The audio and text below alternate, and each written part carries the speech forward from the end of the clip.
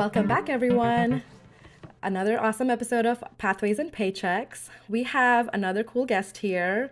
It was time to make my dental appointment, so I think it just made sense to get my dentist on here. We have Dr. Kaushal Gandhi on here. Welcome. Thank you so much for being here today. Thank you for having me. I appreciate it. Get your teeth cleaned. That's right. Yeah. Twice a year at least, if not more. That's right. We start with that. Yeah. So, obviously, like we mentioned here, you're a dentist. So tell us a little bit about how you chose this career. And I know you mentioned you had listened to my, like the first episode we just released. And in there, I'll talk a little bit about how I'd explored the career, just the option in general, and how I decided it wasn't for me. But obviously, it was for you. So walk us through what got you interested and how you landed here. Yeah, so like a lot of people that, find their path in dentistry or medicine, I was always interested in healthcare careers. Maybe it was partly the fact that, I'm an Indian immigrant, so my parents always pushed me to become a doctor. But when I was in college, I had actually, I don't know if you know this, but I had actually applied to pharmacy schools. Okay. And because I was like, okay, I want the least amount of schooling. Yep. And I want to, have the best bang for my buck. And so I applied to pharmacy school. I had gotten waitlisted at UNC and gotten accepted. I think it was Maryland. I can't remember anymore. And I was like, what am I doing? Like, I don't think I want to be a pharmacist. Like, Gotcha. What is happening? And at the time, I don't know what the requirements are now, but at the time you only had to have a 2-year, college education to apply to pharmacy school. So I was like, not going to do it. My parents were devastated. They were like, what are you doing? Like, why are you throwing this away? And then I was like, oh my gosh, I have to pick a major because I hadn't picked a major at the time. And then it just so happened I went to my mom's dental appointment, and her dentist was like, why don't you try dental hygiene? Okay. And so I was like, all right. So just out of the blue, I applied to the dental hygiene program. Okay. And I don't know, maybe the stars aligned. I got accepted. But I do very distinctly remember the first time, I think it was the first week of dental hygiene school, I had, I think maybe the first month, I can't remember, but the first time I looked in someone's mouth with a dental instrument, I was in love. I was like, this is it. I'm going to be a dentist. I knew that from the very beginning. But then, of course, I was a dental hygienist for 7 years before I started dental school. Okay. And then I went to dental school, and of course, now I've been out of dental school for a while. That's awesome. That's a really good path to talk about really quickly too. Yeah. Obviously, you guys have dental hygienists who work at the clinic. So, and usually they get seen first, and then the dentist will obviously come over to do like the final say for everything. How long does it take to be a dental hygienist? So there's 2 different pathways. One, you can do a 2-year associate's degree. You can still get your licensure. You can still become a dental hygienist. You just have to go through the steps. And you have to have the prerequisites. So it says 2 years, but it ends up becoming 3 years because you're spending that first year doing prereqs. And then the other path, which I took, was to get a bachelor's degree. So I have a bachelor's of science in dental hygiene. So I have a 4-year degree. I took 2 years of prereqs and undergrad education, and then 2 years just strictly focused on dental hygiene, which at UNC, the program was in the dental school. So I graduated with the dental school. So there's 2 different paths you can take. I had only heard of the first one based on a couple of people that I've known. So that is really good to know that, especially if you're dabbling in the field and you're wanting to be a hygienist, or if you want to be a dentist, that's a great exposure. Yeah. And if you're not sure, and the good news with dental hygienists right now is there's such a shortage that the job market for dental hygienists is really great. It's not a lot of, you've got a 4-year degree and you can start out making, between $40 and $50 an hour, which is pretty amazing for a 4-year degree. That is amazing. Absolutely. And the hours are great, so it's wonderful. That is a really good path. I'm glad we talked about it so quickly, but a very important one. Yeah. So especially people who may not, let's say they're thinking of 2 different careers, like a lot of us are during that time. They could probably get prereqs for, one path and yet have like a dental hygienist degree at the end of their undergrad career, which is amazing. That's absolutely right. Yep. I agree. It's a great career. Yeah, so that's awesome. So you already came out being a dental hygienist, and then when did you apply to the dental school? That was third year, fourth year? No, Oh no, that's so right. You had about 7 years. Okay, so okay, year five is actually when I applied. I okay. did not get interviewed. I did not get accepted. I applied to 20 schools that first year. And I think Wow. it was a lack of preparation, maybe a little bit of overconfidence on my part that I was like, oh, I'm a dental hygienist. I'm going to get in. But of course, my, prerequisites were really, 5 years out now. So they were older. I see. And I didn't get any interviews. I don't think I got interviews the first time. So I was like, womp womp, and then I had to reapply a second time, Okay. which was a great learning experience because I figured out, okay, what do I need to make myself a good applicant? Yeah. So I applied year six again, and Okay. this time I did get interviews. And I remember talking to, I think that it was a dean of admissions at the time, and saying, okay, what can I do to make my application better so that I can get interviews and then I Yeah. can get into dental school? And they said, hey, your prereqs are so old. If you can, take higher level science courses and do well in them and then show us that you could do it, Okay. then you might have a chance. And that's what I did. I took 6 to 8 weeks off work. I Okay. took two 400 level courses in the summer, which Yeah. is basically equivalent of like taking a full course load, regular It is. semester. It's And very then strenuous for sure. exactly, and I made sure that I got good grades. I think I got A's in both of them, and then I reapplied, and I got interviews. And funny story, I don't know, during my interview, one of the interviewers asked me, they were like, "What are you gonna do if you don't get into dental school the second time?" And Yeah. I think I really so badly wanted to be in dental school, especially this was at UNC, and I wanted to go to Yeah. UNC. That I just started crying, and Oh. I was like, "Oh my gosh, who cries during their dental school interview?" So I composed myself and I made a joke about it. I was like, Yeah. I will cry first. But what I can't Yeah. remember what exactly I said at the time, but I Okay. guess it was good enough, and then I got accepted that year. I'm sure that wasn't the only reason you got accepted, but that's a great story. That's Yeah. very inspiring for a lot of people because a lot of us sometimes think like, okay, you start one career and you think you're stuck. And this is why we want to share stories where, yeah, I mean, yes, you have to be ready for going back to school. You definitely have to have a good support system. There's several obstacles in in certain ways because then you have to think about, oh, like I won't be getting paid or my salary is going to stop. So your spouse or your other family members have to be able to support you during that time. So definitely important factors, but this is great that you decide, several years down the road you decided to go back and got your degree, so that was great. Right, and I was lucky too because not everybody can get 6 to 8 weeks off of work to take a chance at applying to dental school. So I was very Yeah. lucky as well. I think it was just a perfect storm of things to make it happen for me. Yeah, awesome. All right, so then you get into dental school and you're a dentist. Yeah. I know it's 4 rigorous years, obviously, not taking it lightly. But now that Yeah. you're on the other side, so you have a dental clinic, and I definitely want to focus a good chunk of the rest of our time on the business aspects of it. So when did you decide you wanted to open your own clinic, or did you always have that in mind? So I always kind of knew that I would own my own practice. That was one of the biggest reasons for me to quit dental hygiene because as a dental hygienist, I knew I could never own my business. But I had, so when a dentist works for another dentist, it's called an associateship. So I was an associate dentist for a couple of dental practices. I really liked it. I was between two part-time practices. One of the practices was great and exactly how I'd want my practice to be run. The other practice was let's say not so great. And there were a lot of things that could be better. So 2 years in, or maybe a year and a half in, I made the decision that I'm just gonna start my own practice. Okay. I initially, do you want to just jump right into my journey? Yeah, absolutely. Yeah, so I got a broker and I started looking at practices for sale. I was like, let's see Okay. what's out there. Because if you think about, okay, do I want to do a startup or do I want to acquire a business? Good point. The advantage of acquiring a business is that you've got cash flow built in already.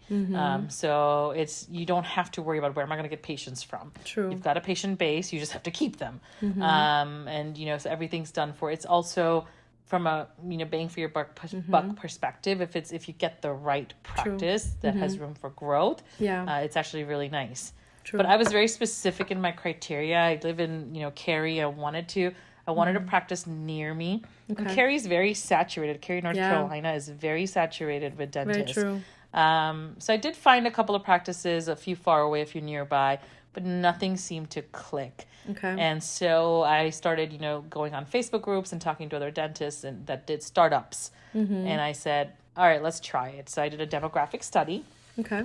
and I kind of honed it on a location first. And I said, okay, let me do a demographic study and see if it checks out. Okay. It checked out. There's, some statistics that I was looking at. Within a 3-mile radius, there was one dental office per 3,000 people, which is pretty decent. Yeah. Now, of course, there's more. But at the time, I was like, okay, this checks out. And then I also found out that Wegmans was starting construction just, Okay. across the street from where my practice location Yeah. would be. So I figured, hey, Wegmans has done their market research.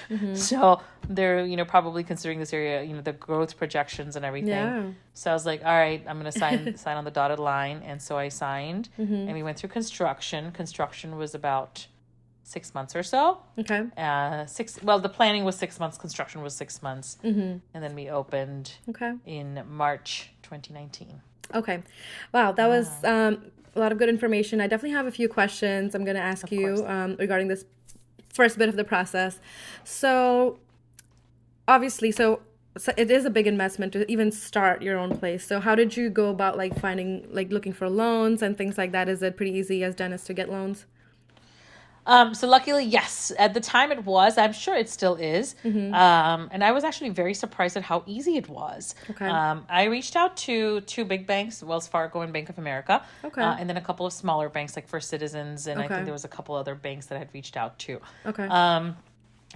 For the startup loan, it seems like the bigger banks, Bank of America, Wells Fargo, they really didn't want much from me. They asked me the basic questions. They asked me to come up with a business plan. Okay. And I was like, all right, never made a business plan.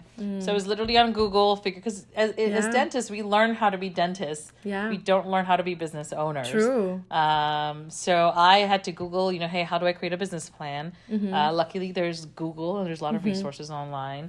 So I kind of followed a rubric. I kind of put my vision on paper, send it to them. The process was pretty simple. Of course, they check your credit. Right. They check your finances and everything. They ask you for a budget. Okay. And of course, I kind of priced out. I reached out to dental suppliers. I got quotes from contractors for build out. Okay. Because we had to build a practice. And then I kind of put all those quotes together and kind of came up with a budget. Wells Fargo and Bank of America were the only ones that didn't ask for too much. Okay. Smaller banks were asking for too much, and I was like, I don't want to do it. As in too much down payment? Not down payment. So I think they were all willing to finance 0%, but it wasn't about the down payment. It was about just the scrutiny of it all. Okay. Just jumping through hoops. Bank of America and Wells Fargo basically asked me for 2 to 3 years of my taxes. Okay. And a basic business plan. Okay. The others wanted much, wanted to get into a lot of details, and I just did not have the bandwidth to go through that. you. I could have. Okay. And from what I understand, they do have better terms sometimes in terms of interest rates. And Okay. terms. Okay. I had a phone interview. So there's typically a phone interview.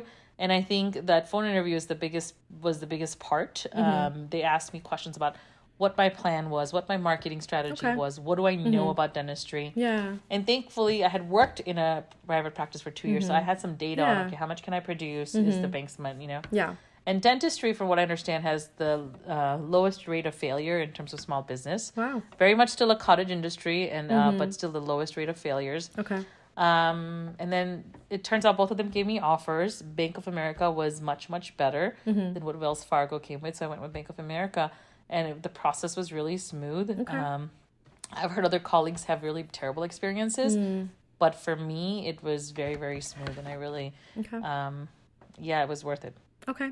Couple other questions. So in terms of cost, what's the difference between acquiring a new practice? Obviously, I know it depends on the number of patients and how much revenue they're doing per year. Versus building your own, and then you're starting brand new. So I guess then you're just worried about the equipment and then acquisition of the land or whatever, if you're leasing, etc. So the cost really depends. So let's say you're acquiring. The cost really depends on the size of practice, and it really depends on something called EBITDA. Do you know what EBITDA is? A little bit. Yes, so EBITDA stands for earnings before. I am pretty sure this is correct. Earnings before interest, debt, taxes, and amortization. Okay. And so it's basically your profit. So let's say I'm going to acquire a practice today. I look at, okay, what's the EBITDA of this practice? What's the profit look like? And that's there's a multiplier. So it's times 3 or times 4 times 5, whatever Yeah, that is. it's usually that for most businesses. Exactly. And how desperate you are, basically, True. right? If you're desperate to buy that business, if everything checks out, then it's more. Yeah. So for a comparable size of startup is of course going to be let me answer your question. I guess it's comparable. A startup is always going to be a little bit more expensive. Okay. Because you start with 0 patients and there's no cash flow. Okay. If you see a 4-op practice and a 4-op practice that's been running well. Of course, if this hasn't been running well, the equipment is old, if you need to, redo things, then the acquisition might not be that great. Okay. And a startup might be more cheaper. But generally speaking, if it's a decent practice, the same size, an acquisition is going, and well-kept equipment, the acquisition is going to be a little bit cheaper. It cost me back in 2019, and of course these costs are going to be higher now. Construction alone, so to put the plumbing, was about $250,000 for an 1,800 square foot space. Okay. So you're looking at 4 chairs, 4 dental operatories, and then equipment was another $150,000. So everything with supplies and everything, we were just under $500,000. Okay. Which was, I thought, was pretty decent Yeah. for what I was starting up with. Yeah. I'm in the process of expanding my practice right now, and the Awesome. construction costs have almost doubled. Oh, wow. So it's a whole lot more expensive, and interest rates are of course higher compared to pre-COVID times. Yeah. So it's a lot more expensive now to do a Gotcha. startup. Okay. So until the interest rate environment, the construction environment settles down a little bit, I think an acquisition is for sure going to be Okay. a lot cheaper, quote unquote. That's very helpful. Just curious, are you expanding it in the same practice, or are you building or buying another one? So we were very lucky. The suite next door to ours yeah. was available. So we just are kind of Perfect. expanding into the suite next door. That's So great. we don't have to move. Awesome. That's good. Yep.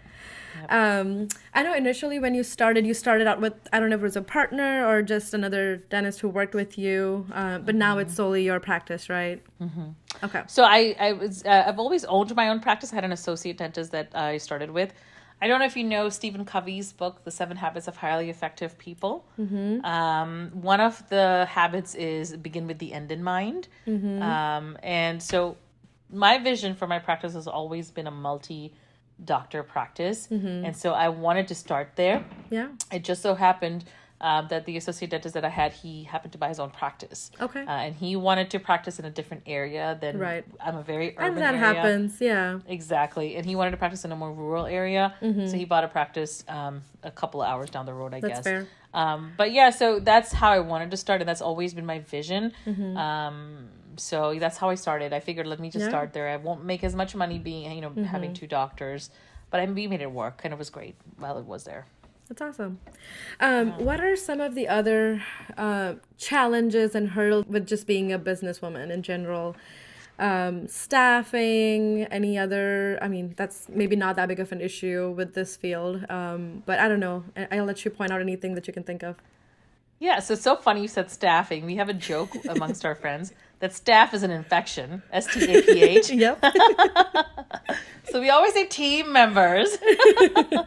No, we actually dental offices don't actually have a lot of staph infections, but it's just a joke. Anyway, the challenge is that, like I told you earlier, the biggest challenge is that you don't know how to run a business, right? We never were taught. We don't have MBAs. Not all of us do. Most of us don't, actually. So it's figuring out, okay, dentistry has always been a very profitable business. Profit margins can be anywhere from 50 to 80%. In a well-run practice, they would be 50% or lower.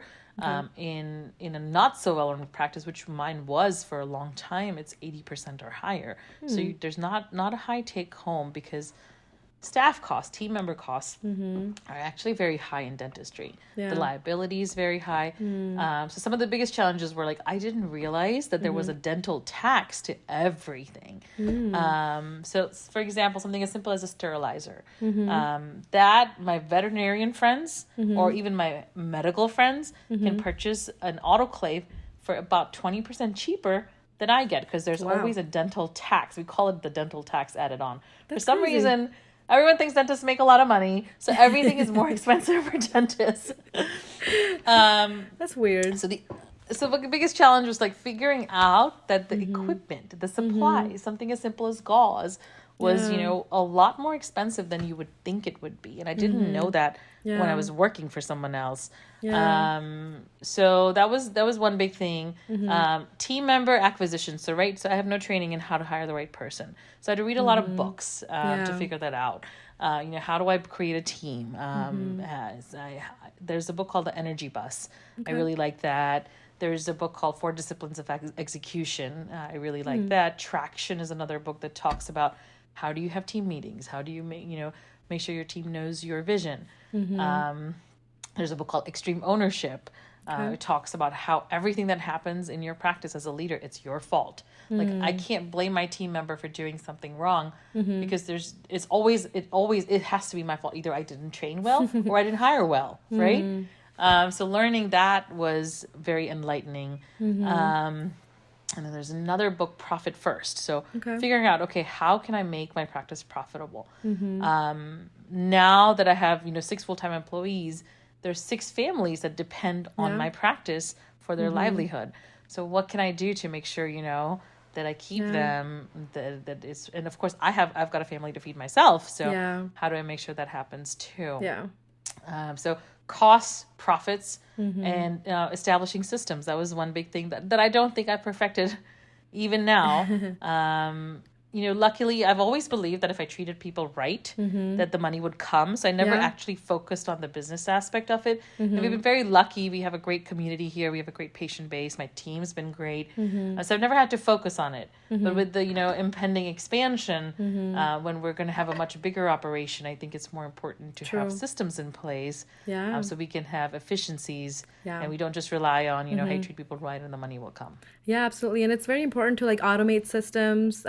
So whenever random things come up, you don't have to be involved in it. So your colleagues or your staff knows what to do next, kind of thing.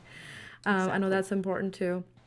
How does the whole thing, the clinic work in terms of when you had to create an LLC, or I'm sure your CPA probably does all the taxes and takes care of all that stuff, but is there anything you had to do in the front end? Yeah, great question. So of course you have to register your business as a business with the Secretary of State. So initially I was going to file on my own. And the name that I had decided, I was just looking it up. I was like, let me search if another dental office has the same name. And of course you have to figure out, is this going to be an S Corp? Is it going to be an LLC? How are we going to file? What's it going to look like? And I just found out that another practice, which was about 15 miles down the road, had picked a very similar name to what I had originally decided. I see. And I was like, oh my gosh, this is terrible. I'm going to have to change names. So I changed names, but during that process, I did ask a lot of my colleagues, and they hired a lawyer that helped them set up. So you have to have your articles of organization. You can do it for cheap on LegalZoom.com. I found that out too. But I just wanted to make sure that, I spent the extra money to get a lawyer. So all my T's were crossed and I's dotted. So you have to file through the Secretary of State in North Carolina or whatever state you're in. We have to file a business name. For dental offices, it has to be, the rules in North Carolina are such that it has to start with the dentist's name. So it had to be my name, and I didn't know that until I got a lawyer involved. Gotcha. And then the second thing too, in North Carolina, you have to register the business with the dental board. That is also something I didn't know, that it helped having a lawyer on board at the time. It was about $3,000 to kind of just register everything. Gotcha. And so I registered with the North Carolina Dental Board, which is the oversight agency for dentists, and of course with the Secretary of State, which is the government of North Carolina. So we set that up, and then that's how we got things rolling. Okay. And I didn't realize this, Dentists have a yearly $50 professional fee, or 50 to 100, I can't remember what it is, that Okay. they've got to pay, and I didn't realize that. Oh, like to renew your license or just for the LLC No, it's just for to the practice business? as a dentist in North Carolina. Oh, okay. It's a separate fee from your licensure. Oh, It's a interesting. tax. That's Yeah. weird. Okay. There are a That's lot weird. of I didn't random know that. things. Yes. Yeah, for sure. Yeah. Okay, that was very helpful.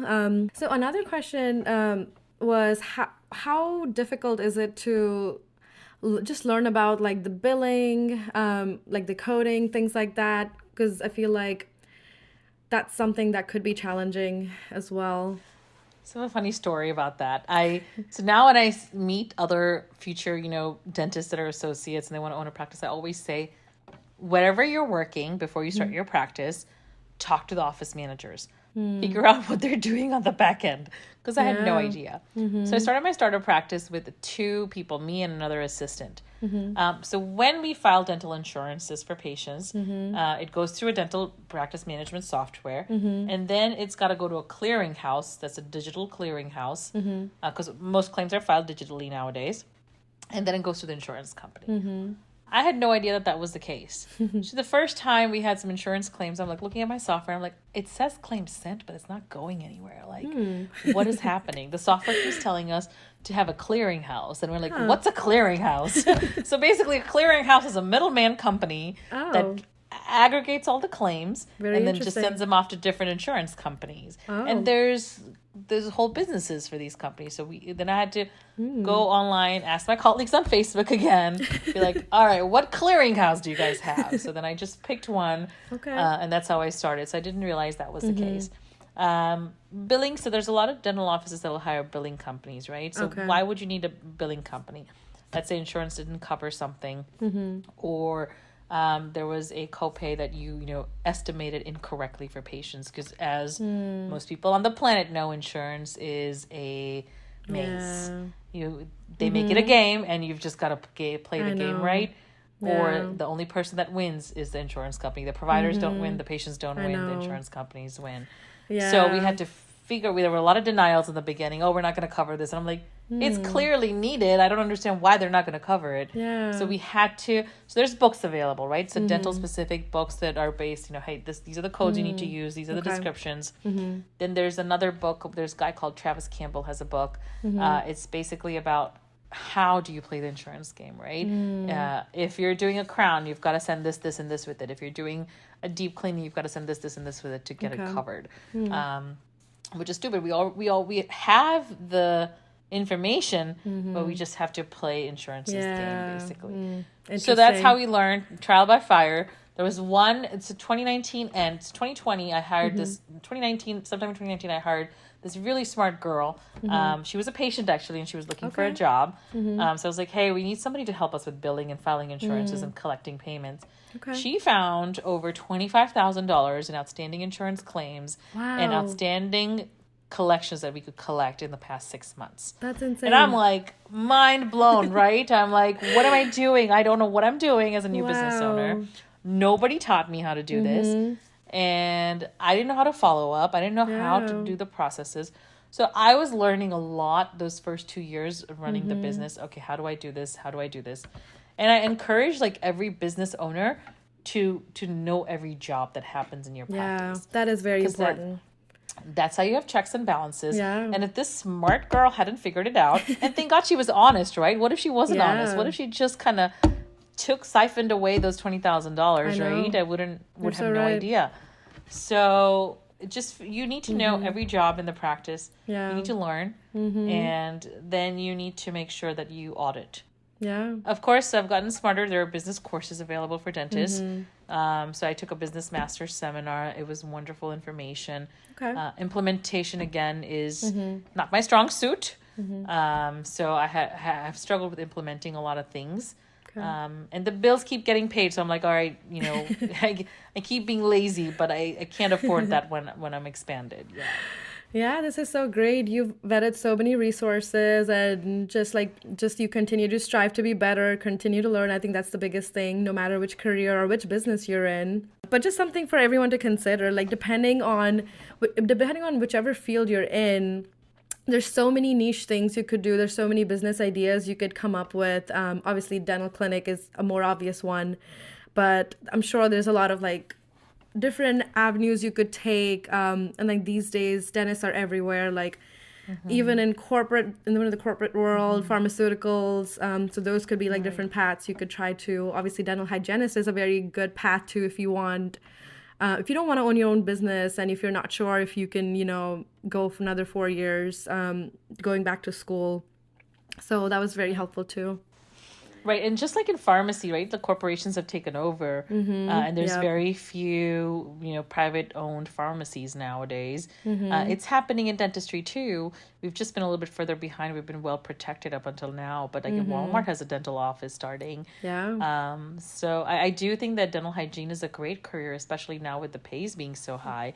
I also think, if you know you don't want to own a practice, or if you know that you don't want to take the headache, dentistry is still a great career working for somebody else. Yeah. You just have to find the right practice for you. Yeah. Because the pay isn't that bad. It's pretty good. Yeah. But it just depends on what you want, and how much freedom and autonomy you want. Absolutely. And I know definitely when you have your own business, you kind of like, you have to be alert like 24/7. You have to watch out for any random issue that could pop up, anything that needs to be fixed or any liability possibly, someone could even like just say, oh, I'm going to sue you for something. And even if they don't mean it or if they're not actually going to do it, like it's still a stressful thing that's going to be on your mind for a while. So again, just like learning to deal with so many things, along with like just the financials is very important. Yeah, that's funny. You mentioned that. I was just at my office on a Sunday because our autoclave was broken, which is what sterilizes instruments. And I'm like, we can't function if you can't sterilize That's instruments. right. So the repair guy called him Friday, and I was like, you need to come in. He's like, I can only come in on Sunday. I was like, I don't care. Just come in. We need to get this working before the week starts. So there's all those, Yeah. tangibles, I guess, or that, you have to be aware of as a business owner. The Yeah. great thing about a job is that you punch in, you punch out, and you're Yeah, done. exactly. But there's as a business benefits, owner... to But the both advantage paths. of being a business, yeah, you're right. But advantage, I guess, of being a business owner is that you get to, create your vision. You get to create Absolutely. something. You get, have the freedom to practice however Yeah. you want, how many hours you want, Yeah. and for me, it was part of being a part of this community that I am in, and I mean, I'm sure you're a patient of mine, right? Can I say that? Can I say that on the Yeah, podcast? yeah, it's okay. You're not violating You it for announced it already, I so already it's announced fine. it. But I hope that when you come to my practice, you get the vibe that this is like a fun environment, like it's a comfortable environment Yeah. for the people that are there, Yeah, whether it's absolutely. team members or patients. So that's the goal. Yeah, I still remember when your brother had started advertising, like, hey, my sister's opening her clinic, because obviously that's how I know you, Yeah. being friends with your brother. And so yeah, you've definitely come long ways, which is amazing. So it was really nice having you. And I know you've kind of alluded to like the salary and profits, but I will still ask you Sure. for a range, if that's okay. Sure. So as a business owner or what an associate should, Both. I guess it's about the same for both. I'll tell you, when I started up, I didn't make any money for the first year. Yeah, because everything's but going there's into paying loans and business- establishing. and we just didn't have enough profit for Yeah. me to take a salary, basically. But you can expect, so a starting dentist starting out, you can expect anywhere from 150 to business owners that run really good ships. They can make anywhere from $300,000 to $500,000. So Yeah. there's a wide range Yeah. for dentists. I think you can be safe to say as a dentist that starts working somewhere, you can easily make $150,000 a year. Yep. If you are good at what you do, and if you're efficient at what you do, the 200 to 300 range is not unreachable, and it's Yeah. very quick. You can reach it very, very quickly. Yeah. If you're working or acquire practice. If you do a startup, it can be difficult. And if you're like me and you want nice things in your practice, then you don't take home as much. But basically, those are the ranges. Does that help? Yeah, absolutely. Yeah, that was so Yeah. great. Any other parting words before we head out, and just anything for the audience? I always truly feel, so this is dentistry related. I feel there's a lot of people that go to dentistry thinking dentists make a lot of money, and yes, they do. But one thing I didn't mention is that dentistry is a hard job. It wreaks havoc on your body. Yeah. And it like your back hurts, your neck hurts, your body hurts. Yeah. So I always say, if you want to go into dentistry or even dental hygiene, you've got to truly love it. Yeah. So you've got to figure out, hey, do I truly love this? Am I going to be okay looking into people's mouths my entire time and listening to people tell you, oh, no offense, doc, I hate the dentist. So you've got to really, really love what you do. Yeah. And if you go into it for the right reasons, it's a fantastic career. Yeah, I agree. Thank you so much for such a raw and honest interview. Our goal is always to provide like both sides. Obviously, people who come on here are passionate about their own career, but it's still very important that we show both sides of every career to audiences in general and to those who are considering something like this. So thank you again for being here, and I'm sure a ton of people are going to love this episode, especially the business aspect of it. Thank you for having me. I appreciate it. All right, I'm sure I'll see you soon.